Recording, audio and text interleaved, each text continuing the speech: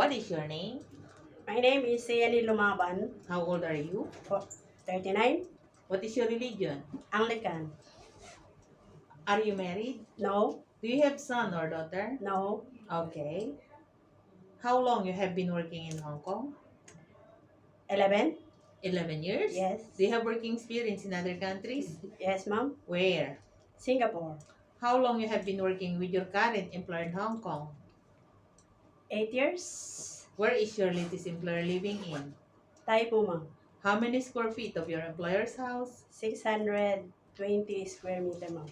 How many family members are they? 4 adults and 2 kids. Uh, how old the kids? 8 and 12 years old. When you came? Newborn, ma'am. Newborn. Yes, Okay. ma'am. Would you please describe your daily working schedule? What time you wake up in the morning? I wake up 7:30 in the morning. Then I boil water. I clean the house. Mm-hmm. Then I cook. Breakfast? No, I cook lunch. Then I bring it to school, ma'am.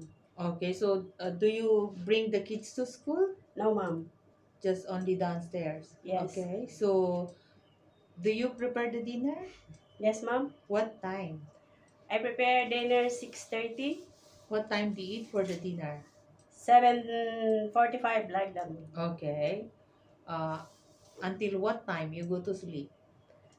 I finish my work at 9:30. I go to bed 10, ma'am. Where will you go on your holiday? I go to church, then I go to park, ma'am.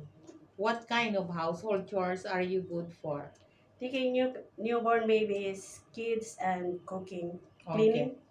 What is your job in your country before you came to Hong Kong? I take care of my niece. Okay. Thank Thank you. you.